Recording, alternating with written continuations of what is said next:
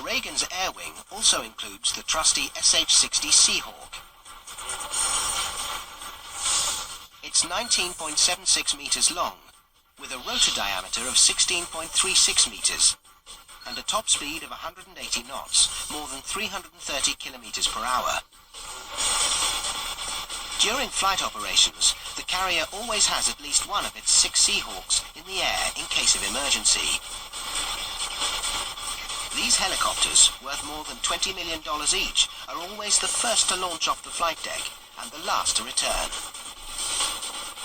The squadron's 20 pilots are ready for a search and rescue operation anytime. They've got trained rescue swimmers that can jump out of that helicopter, get a pilot or an air crew out of the water, get them hooked up, and get them hoisted back up into the helicopter. Rounding out the air wing is the Navy's flying workhorse, the C-2 Greyhound. This delivery plane is 17.55 meters long, with a wingspan of 24.56 meters. It has a top speed of 300 knots, just over 550 kilometers per hour. The Reagan has a 2-plane detachment of the $39 million Greyhounds, known to the crew as COD, or Carrier Onboard Delivery. These air wing elder statesmen carry passengers and supplies wherever they're needed. The Carrier Onboard Delivery, so I like to see those guys quite a bit. That's actually my favorite airplane because it brings me all the things that I need to help the crew. The Reagan's air wing, the Hornet, the Super Hornet, the Prowler, the Hawkeye, the Seahawk, and the Greyhound. They're a sizable collection of more than 60 planes, ready to take on any mission the Navy requests.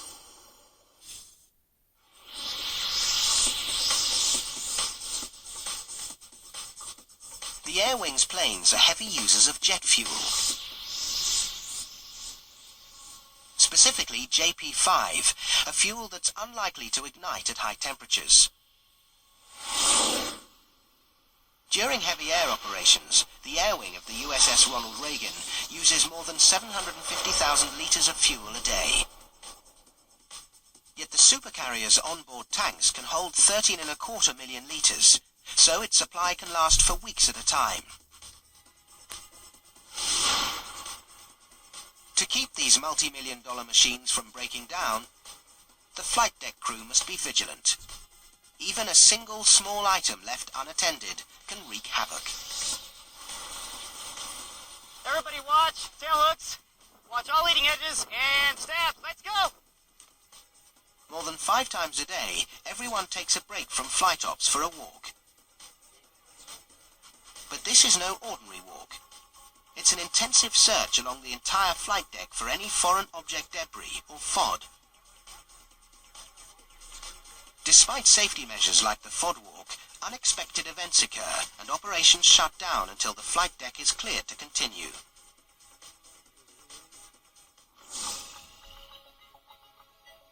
The crew of the Aircraft Intermediate Maintenance Department keeps the air wing and its multi-million-dollar engines in top condition.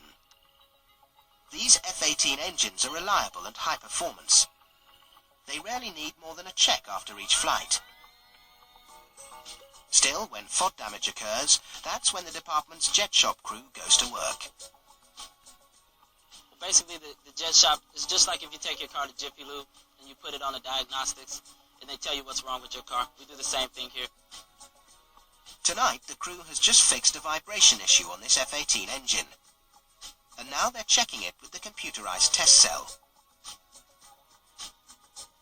After measuring for proper fuel pressure, airflow and engine speed, they've got one last step, and it can only happen in the middle of the night, when no planes are flying. Being that what we replace requires us to check certain things, so we got to do a full run tonight. A full run means testing engine performance through its entire operating range, from idle up to full afterburner. But the jet shop crew can't test an engine when it's on a plane, so they have to strap it on the stern of the ship and fire it up.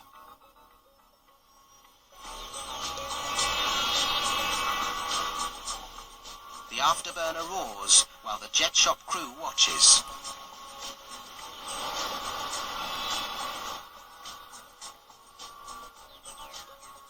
Finally, the test is over. The engine is fixed.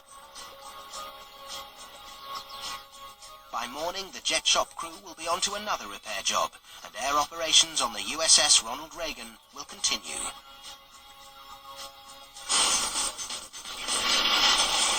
The USS Ronald Reagan's Air Wing is known as Carrier Air Wing 14. It provides the American military with mobile firepower and surveillance. Now let's go behind the scenes to take a closer look at the pilots who fly these planes. Out here, airborne operations take center stage, and the F-18 aviators are the stars of the show. Every flight we do here, we know we're going to do something exciting because we take off and land on the carrier. On board the carrier, the Air Wing includes 7 squadrons of more than 60 planes and nearly 2,000 sailors. Most crew are in support roles. Only 100 are pilots, separated into tightly knit squadrons of 10 to 15.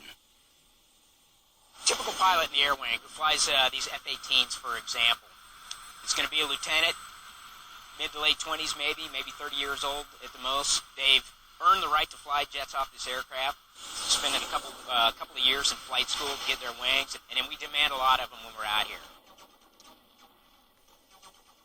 On the Reagan's current 3-month deployment in the Pacific Ocean, every one of the 60 F-18 pilots flies a daylight or nighttime mission nearly every day.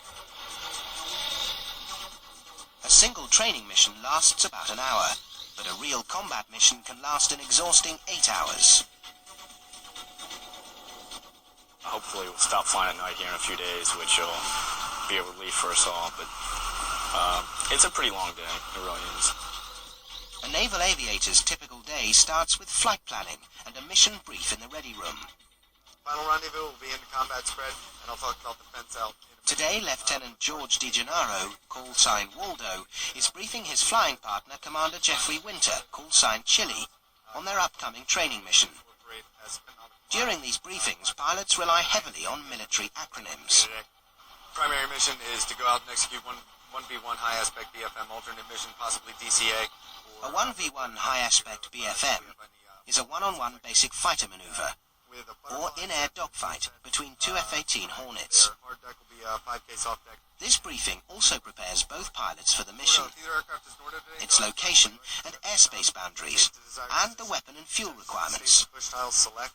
Very similar to when a coach comes up with a game plan for a football team right before a game. He says, hey, this is what we want to do.